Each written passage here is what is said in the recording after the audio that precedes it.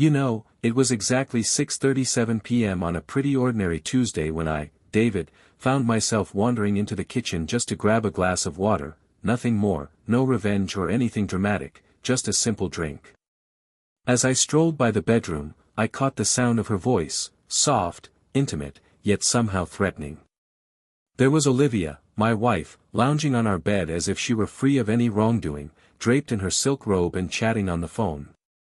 And man, the things she was saying, I don't even want to hug him anymore.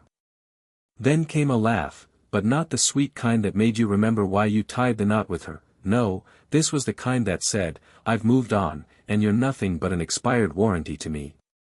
I stopped dead in my tracks, the water in my glass only halfway up because, let's face it, hope doesn't give up easily. I just stood there, every muscle tense, my ears tuned in like I was trying out for the lead role in some cheesy TV drama about a heartbroken husband. I know, I just don't feel anything when he touches me. I put up with it, It's not thrilling. Well, happy Tuesday to me, David. I guess my ego took a nosedive off the Empire State Building. And just when you think that's the worst of it, she hits me with another bombshell. Of course I want to, I just have to be careful. He's not stupid. Ouch, calling me not stupid, real generous of her. I didn't barge in or splash the water in her face, though the thought was tempting. No, I did something way scarier, I went ice cold, like the chill of Antarctica. I turned around, placed the glass on the counter, and right then and there, I decided Olivia was as good as dead to me, emotionally, at least. If she wanted space, she was about to find out what true isolation feels like, deep down in her soul. And the best part? I didn't shout, didn't cry into the curtains. I just shut down, stopped asking about her day, stopped reaching for her hand, stopped giving a damn. At first, she didn't even notice, she was too caught up giggling at her phone like some giddy teenager. Meanwhile, I turned into the house plant of our relationship, there, but silent, not even bothering with photosynthesis. Oh, Olivia, sweet Olivia, you were looking for some excitement? Well, buckle up, sweetheart, the real show is just beginning. It was a Tuesday night, one of those quiet, forgettable evenings where the hum of the fridge seems louder than the silence in our marriage. There I was, David, lying in bed, mindlessly scrolling through my phone, maybe reading up on why houseplants get depressed or how to talk to someone who's emotionally checked out, when I saw Olivia's phone light up on her nightstand. She was in the bathroom, drying her hair, humming like she didn't have a worry in the world. The message preview was short, sweet, and gut-wrenchingly clear. Tonight was incredible. I can't stop thinking about you, G. Just the letter G, no name, not even a full sentence, just G. The casualness of it made my skin crawl, but my heart rate didn't jump, my breathing didn't hitch. That moment didn't feel like a gut punch, it felt like the final piece of a puzzle I never wanted to solve. I didn't reach for the phone, didn't even blink. I just stared at that glowing screen, the way you'd stare at a spider on the ceiling, knowing it shouldn't be there but too intrigued to look away. When Olivia came out of the bathroom, a towel draped over her shoulders, completely unaware, she flashed a smile and casually glanced at the bed. "Hey, babe," she said, as if everything was fine under our roof. I just nodded, gave her the usual empty response, and kept scrolling on my phone, but my mind was already elsewhere, sharp, focused, dangerous. Up until that point, I'd been giving her the benefit of the doubt. Maybe she was just bored, maybe she was just distant, maybe marriage is just tough. Nope, not anymore. Now I had a G, and you know what they say, when your wife's phone lights up with a love note from some mystery guy whose name sounds like a Bond villain, it's time to take action. The following morning, as Olivia strutted out the door to work, all decked out in her pencil skirt and wearing a smile that didn't quite reach her eyes, David called in sick. Not because my heart was broken, come on, that would mean I still cared. No, it was more like discovering mold lurking in the back of your fridge, disgusting, sure, but mainly just evidence that something had been decaying there for a while. While Olivia was out there pretending to be the perfect wife in front of everyone, I was at home, working like a man with a purpose, a petty, yet brilliant, long-term plan. First step, cut off the emotional connection. No more shoulder massages, no more casual chats, no more asking, "How was your day?" as if I actually cared. From that moment on, I was going full-on ice-cold, emotionally frozen and totally out of reach. Of course, Olivia didn't pick up on it right away. She could walk right past a burning dumpster and still complain about the scent of my cologne. At first, she probably figured I was just in a funk, maybe going through a midlife crisis, or maybe I'd finally noticed she never bothered to refill the Brita filter. Who knows? But I wasn't just moping around, I was digging deep. While she was out there sipping her almond milk latte and sending heart emojis on her phone, I was poring over the phone bill like a detective. And there it was, the same number popping up again and again, during late nights, lunch breaks, and even on Saturdays when she claimed to be volunteering. How charitable of her. Second step, figure out who this mysterious G was. A quick dive into social media uncovered him pretty fast. Cheaters tend to be lazy. And there he was, Liam Bennett, a mid-tier marketing manager with a haircut that screamed, "I haven't grown up since college," all smug and polished, with just enough hair gel to be a fire hazard. His photos were all about yachts he probably didn't own, cufflinks that tried too hard, and captions like, "Work hard, play harder." I almost threw up in my mouth. This was the guy Olivia was willing to throw it all away for. Some walking LinkedIn profile with abs and a god complex. Pathetic. But I didn't send him a message, didn't bombard her phone with texts, didn't even leave a dramatic note on the mirror. I just kept my eyes open, bided my time, and smiled to myself. Back at home, Olivia started to sense that something wasn't right, not enough to freak out yet, but enough to make her uneasy. At dinner, I'd stare at my mashed potatoes like they were the most fascinating thing she'd ever said. At night, I'd roll so far to the edge of the bed that I was practically sleeping on the nightstand. And still, she kept quiet. Maybe she thought she was being sneaky, maybe she thought I was too clueless, too nice, too safe to ever figure it out. Let her keep thinking that, because I wasn't just pulling away, I was gathering evidence. And when the trap finally closed, there wouldn't be any shouting, no big scenes, there would just be Olivia, standing amidst the wreckage of her little affair, wondering exactly when she'd lost control of the story. By the second week of my cold, detached demeanor, Olivia's world started to shake. Our once confident queen, who used to move through the house like she was in a perfume ad, now lingered in doorways, nervously gripping throw pillows as if they held the answers. The signs were subtle at first. She'd ask the same questions twice, hoping the second time might draw out some genuine emotion from me. "Did you eat today?" "Yep." Pause. "Like a real meal?" She was trying to hook me, I didn't take the bait. I just nod without even glancing up, treating her concern like background noise. I wasn't angry, I was bored. And to Olivia, that was far worse. Olivia tried pulling out all her old tricks, the ones that used to work when I still gave a damn. One evening, she came home earlier than usual, smelling like one of those fancy boutique candles, and forced a smile as she asked, "Want to watch something together tonight? Something fun?" There I was, David, curled up on the couch with a book, radiating the vibe of someone who'd moved past emotional games. I looked up and simply said, "I've got plans." I didn't go into detail, didn't mention what those plans were, and she didn't have the guts to ask. She just stood there, in her expensive heels, blinking like she'd lost her sense of control. A few days later, she was getting desperate enough to set out scented candles and wine on the coffee table. She poured 2 glasses, which in the language of marriage is practically begging on one knee. "Thought we could have a drink together," she said, her voice full of hope but fragile. I glanced at the glasses, then at her, then checked my watch as if I had somewhere more important to be. "I'm tired," I said, getting up. "Going to head to bed." She blinked, her mouth twitched. I walked right past her without even a pat on the shoulder. There she stood, holding a glass of wine meant for a man who hadn't smiled at her in 10 days, and for the first time, her desperation was clear as day. That night, as I lay in bed, I could hear her washing the wine glasses in the sink by herself. No music, no humming, no texts from G wishing her good night, just the quiet sound of regret. It was a beautiful sound. But the best part?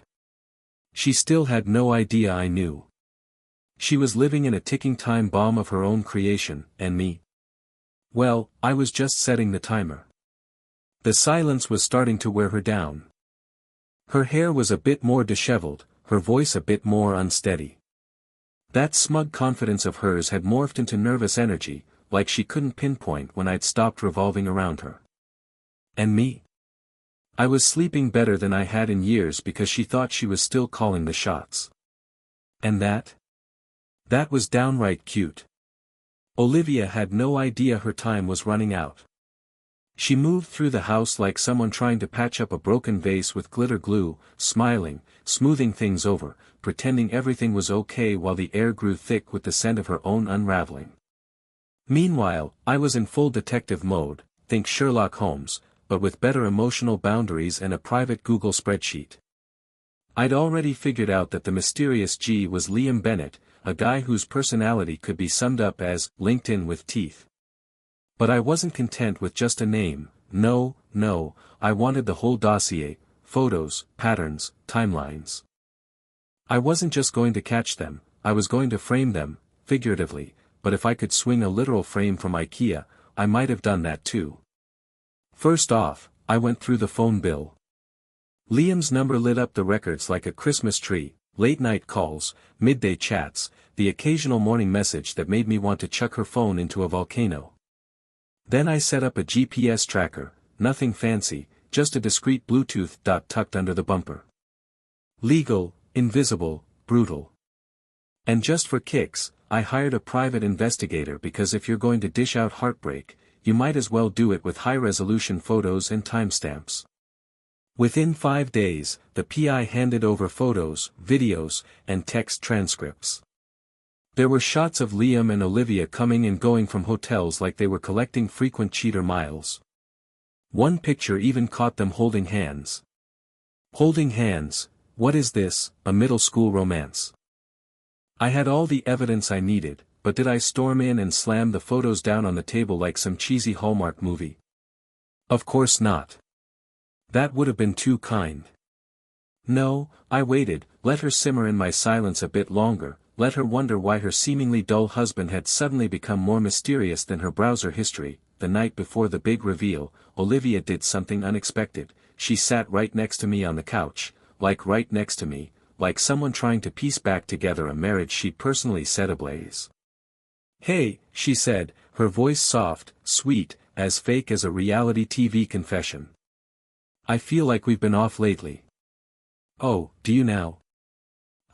David, looked over at her with an expression that could have won an Oscar for mild surprise. Yeah, I guess, I said, as neutral as Switzerland. I don't want us to drift apart, she added, biting her lip like that hadn't already happened 6 hotels ago. And me, with my devilish patience, smiled a soft, warm, perfectly deceptive smile. Neither do I. She looked relieved, like maybe this was her comeback story, like maybe she could still play the innocent wife card. Poor thing. The next night, as she brushed her teeth and hummed some cheerful little lie of a melody, I slipped an envelope onto her pillow. Inside, every text, every photo, every screenshot, every single lie. She came out of the bathroom, still drying her hair, and froze when she saw it. What's this? She asked, already losing color in her face. I didn't answer, I just watched her open it, watched her fingers tremble. The blood drained from her face faster than her dignity ever had. She flipped through the evidence, her breathing went shallow, her lips parted, but no words came out because there were no words. Finally, she looked up, eyes wide, voice cracking. How did you? I leaned forward, resting my elbows on my knees, and delivered the line I'd been waiting weeks to say, you don't have to hug me anymore. A pause, then the kill shot, you don't even have to pretend. She opened her mouth to beg or explain or lie, who could tell at that point, but I held up a hand. I'm not going to yell. I'm not going to ask why because, honestly, I don't care anymore. And just like that, the woman who once thought she could play 2 games at once realized the scoreboard had been reset without her. Checkmate, Olivia. Olivia didn't sleep that night. I did, peacefully, like a man who had just Marie Kondoed his emotional baggage and put it out by the curb. She, on the other hand, lay in the dark next to me, probably blinking at the ceiling like it owed her an explanation. The envelope sat on her nightstand, still slightly open, like it might magically revise itself if she stared hard enough. It didn't. In the morning, I got up, showered, made coffee, and didn't say a single word to her, not a look, not a nod, nothing. You'd think she was a ghost. Olivia followed me into the kitchen, still in her robe, eyes puffy, mascara smudged like she tried crying but wasn't fully committed. Can we talk? She asked, clutching a coffee mug like it was the last warm thing in her life. I took a sip from my own mug, glanced at her, and said, I've got nothing left to say. Then I turned and left the room, leaving her standing there with caffeine and consequences. She tried everything over the next few days, sweet gestures, forced laughter, wearing that ridiculous robe she thought made her look like a goddess but really just screamed, target clearance. She made my favorite breakfast, I tossed it. She bought my favorite beer, I left it unopened. She even started a conversation about football. That's when I knew she was officially spiraling. Olivia asking about football was like a cat pretending to care about your day, it's fake, it's forced, and it's 2 seconds from a scratch. At night, she tried to snuggle, I shifted away. On the couch, she sat beside me, I stood up and walked out. No rage, no name-calling, just cool, strategic silence that said, you don't even qualify for my disappointment. She thought I'd scream, thought I'd cry, demand to know why, like every dramatic husband in a soap opera. But me? I was done auditioning, then came the meltdown. A week after the envelope incident, I heard her crying in the kitchen, not the fake, manipulative kind, not the, feel sorry for me, sniffles. No, this was real, ugly, broken, the kind of sobbing that happens when you finally realize the person you betrayed won't be putting you back together. I, David, stayed in the living room, calm, unbothered, scrolling through my phone like I was waiting for an Uber, not a redemption arc. And then she snapped. She stormed into the room, hair messy, face blotchy, eyes red and puffy like she just tried to drown in her own guilt. Are you seriously just going to ignore me forever? She screamed. I looked up slowly, met her eyes, and said, yes. One word, that's all it took. Her shoulders dropped like someone pulled the last Jenga block from her spine. Why won't you yell at me? She shouted. Why won't you fight? Do something. I put my phone down, leaned forward, and replied, you don't deserve my anger or my time. You're nothing to me. She froze, her lip trembled. She whispered, I was stupid. I thought you'd never leave. I smiled, not cruel, not kind, just final. Yes, you were. And with that, Olivia, the woman who thought she could cheat, lie, and still keep her husband in her back pocket, finally realized the pocket was empty. Olivia was unraveling. She wandered around the house like a ghost, only less self-aware. Her once perfect hair lived in a messy bun now, and that expensive skincare routine. Yeah, that died somewhere around day 3 of my psychological silence tour. She kept trying, oh, she tried. 2 more weeks of desperate little performances. She made breakfast every morning, even though I stopped eating anything she touched. She left sweet notes on the mirror that I wiped away like toothpaste splatter. She even lit candles one night, thinking ambience might erase adultery. Cute. I, of course, was colder than a tax audit. I was there physically, but emotionally, NASA couldn't have tracked me. I let her drown in the wreckage she built, plank by plank. No lectures, no outbursts, just the slow suffocation of indifference. And it was glorious. Then one day, I started packing, not frantically, not dramatically. There was no slam of drawers or suitcase zip theatrics, just calm, methodical movement, shirts, a few books, my old hoodie she once said smelled like safety, gone. I didn't pack everything, no, that would imply indecision. I packed just enough to say, I'm not coming back, and I don't even need the rest. Olivia came home early, hoping for some random affection miracle, and instead walked in to find me zipping up a duffel bag in the bedroom. She froze in the doorway like a deer staring at its karma in high definition. "Wait, where are you going?" she asked, voice tiny, like maybe if she whispered it would hurt less. I didn't stop packing. "David, just talk to me." I slung the bag over my shoulder, turned, and finally looked her in the eye, that same calm, razor-sharp stare I gave her the night of the envelope. "We already did," I said. And then I walked past her, no drama, no final insult, just the slow, brutal sound of footsteps that meant she was officially alone. She didn't follow because she knew there was nothing left to say. No speech, no tearful confession, no sad violin soundtrack was going to fix this. I stepped out that door into the fresh air of postmarital freedom, and the only thing I felt was peace.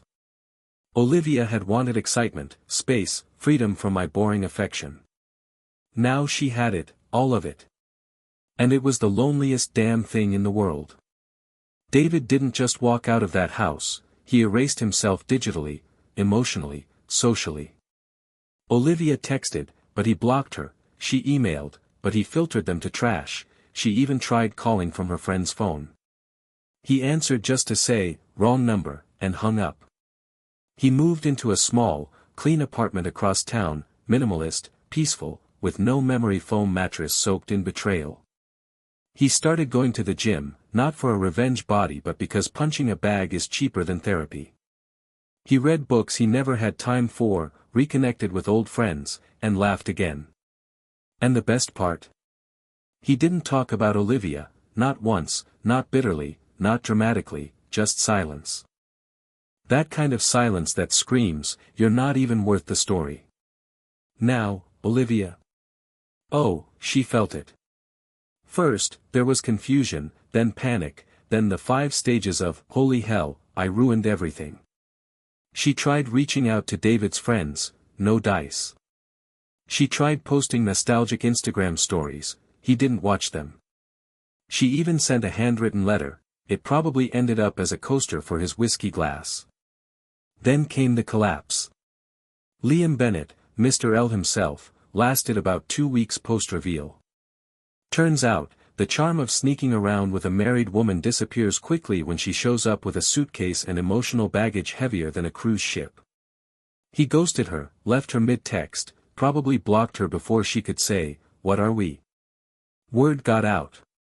David never said a thing, but the truth has a habit of leaking like a bad roof in a thunderstorm. Her family found out, her friends distanced themselves. Turns out, betrayal isn't that sexy at brunch. And her job? Let's just say HR doesn't love scandal, especially when hotel receipts start circulating. Her world shrank quietly, brutally. Meanwhile, David lived fully, softly, honestly. Because sometimes, the best revenge is healing so loudly they can hear it in their silence.